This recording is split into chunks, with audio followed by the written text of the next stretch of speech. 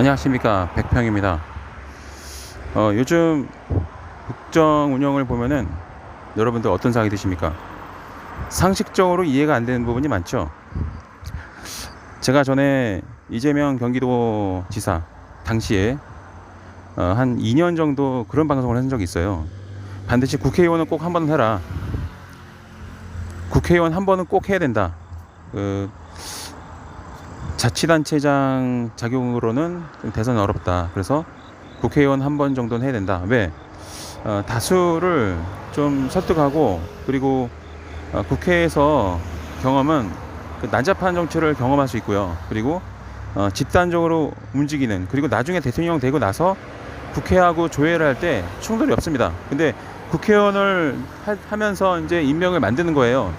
국회의원을 하면서 임명도 만들어 놓고 여야 관계없이 일단은 뭔가 규합할 수 있는 그런 틀을 만들어 놓으면 대통령이 되고 나서 여당 야당 할 거 없이 공동의 이익 또는 공동의 어떤 공동 분보를 가지고 매개체를 통해서 국회에 협조를 받을 수 있는 그 터반이 만들어진다라는 겁니다.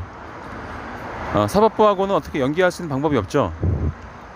하지만 행정부의 수장으로서, 행정관료 출신으로서 대통령이 됐을 때 국회의원 경험이 있으면 국회의원 지내는 동안 최대한 자기하고 뜻을 같이 할 수 있는 사람을 동료 의원으로 만들어 놓은 겁니다. 그래서 제가 국회의원은 반드시 대통령이 되려고 하는 사람한테는 필수라고 말씀드리는 거예요. 자, 근데 윤석열 같은 경우는 국회의원을 지낸 경험이 없죠. 근데 이상하게 대통령이 되었죠. 어제도 제가 그런 말씀드렸지만은 내각제를 일본처럼 도입하고자 하는 세력이 집단 있습니다. 그거는 저만 방송한 게 아니에요. 걔네들이 윤석열이 되길 바랬던 겁니다. 왜? 이재명이 대통령이 되면은 대통령제가 더 강화됩니다. 왜? 이재명이 어떤 사람입니까? 성남시장 있을 때, 경기도지사 있을 때 장난 아니게 추진을 했죠.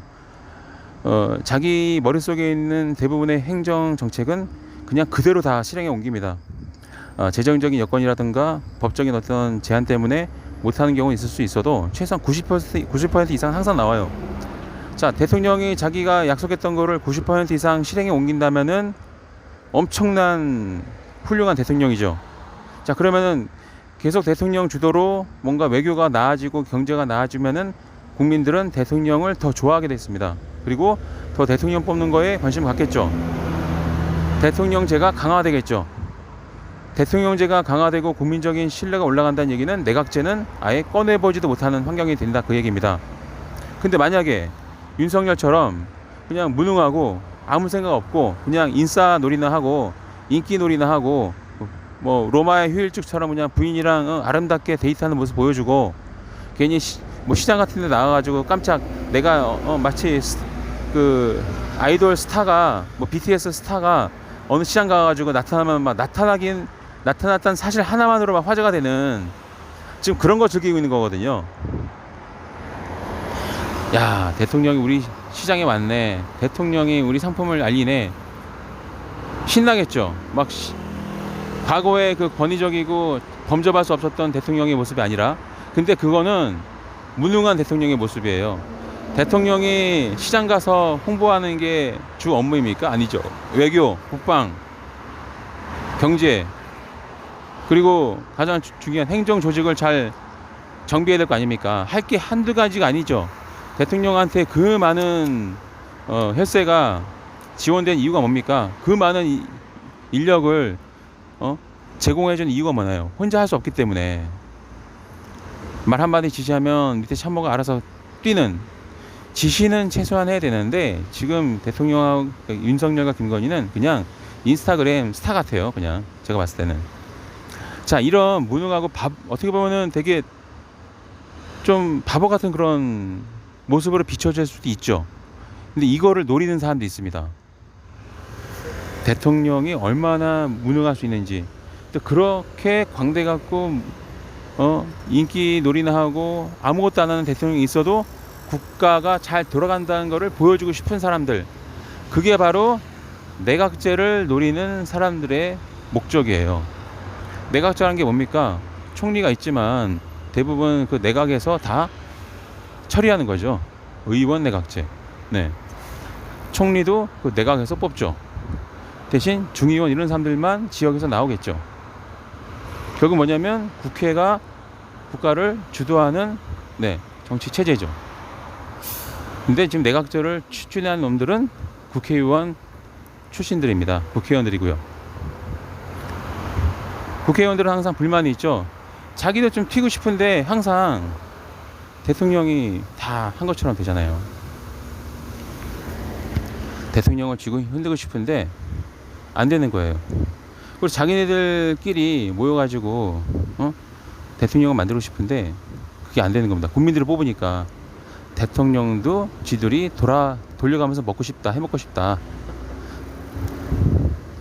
그 300명 안 되는 그 인원에서 짜고 쳐가지고 그럼 얼마나 많은 뒷거래가 있겠습니까? 야, 나 이번에 총리 시켜줘. 그러면 그러겠죠. 내가 너 총리로 지지하면 너 나한테 뭐 해줄 건데. 그게 된다는 거예요. 그래서 이해관계가 다 맞아 떨어지면 그 총리로 내세워줍니다. 후보를 뽑아주고 그때 약속했던 것들을 이제 공치사를 받겠죠. 하지만 대통령제는 어떻죠? 그게 불가능합니다.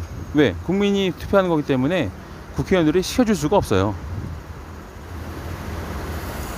윤석열이 똑똑한 사람이면은요, 지금처럼 행동하면 안 됩니다.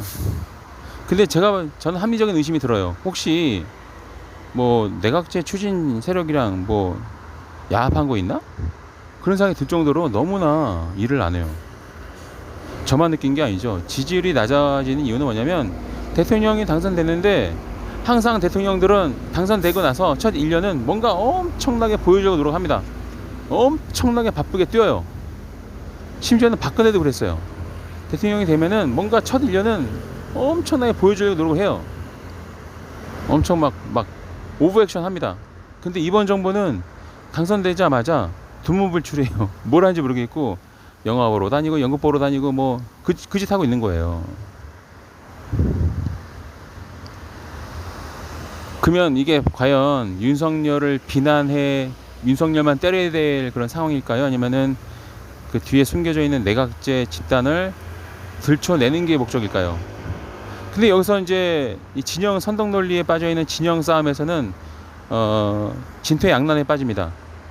내각제 세력을 직접적으로 때리자니 윤석열이 마치 이용당하는 피해자가 된 것 같고, 또 윤석열하고 내각제 집단하고 뭔가 혹시 야합이 있는 거 아니야? 이런 말을 하고 싶어도 증거가 없죠. 저도 그냥 합리적인 의심을 한다는 거지 그게 그렇다라고 사실이라고 말을 못하는 거죠. 왜? 증거가 없으니까. 그냥 정치적으로 의심을 해볼 뿐이죠. 왜? 대통령이 너무 일을 안 하니까. 즉 일을 하라는 얘기겠죠. 그래서 윤석열이 진짜로 생각 있는 사람이라면 정말 제가 우려하는 것처럼 내각제 추진 집단하고 뭔가 거래가 된 거라면 그거 빨리 털어내고 뭔가 해야 됩니다.